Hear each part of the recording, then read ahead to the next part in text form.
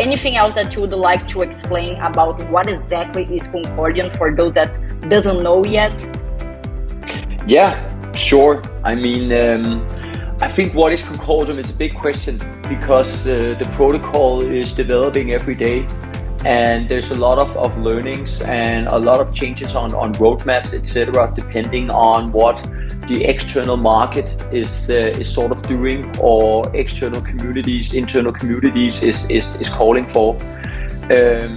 But at Concordium, we're very much focusing on sort of the new generation of high performance blockchains, right?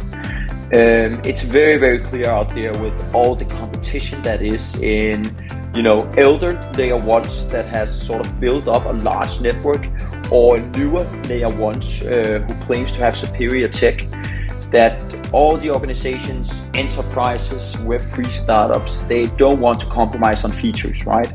They want a scalable blockchain. They want a high transaction throughput. They want to be able to transact and participate permissionlessly, frictionlessly, at a very low cost on a peer-to-peer network, right?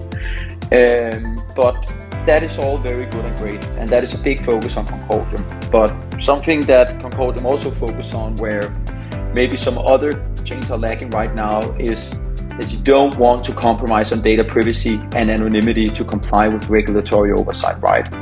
And right now, there's a lot of talks about data privacy, security, and governance that's sort of synonymous with trust. And we are experiencing the many use cases, and many enterprises acknowledge that blockchain technology is sort of the future for infrastructure for the future economy. But you need trust, right?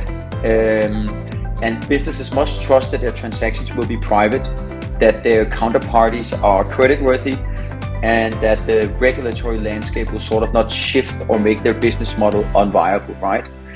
So we're very much dealing with this privacy paradox on how does a blockchain actually retain its pseudonymity and anonymity while meeting regulatory oversight, regulatory compliance, and requirements for user identification.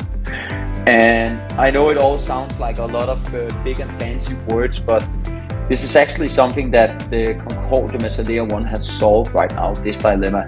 Because basically it is a protocol with an identification layer at the protocol level.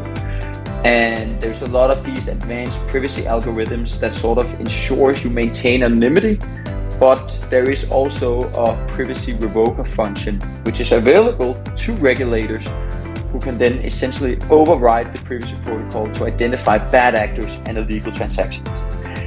And this is actually why Concordium is sort of striving to building a safer tomorrow, right? Because it's a regulatory compliant blockchain where illicit activity of bad actors or illegal transactions is actually something that could be upheld through a court order.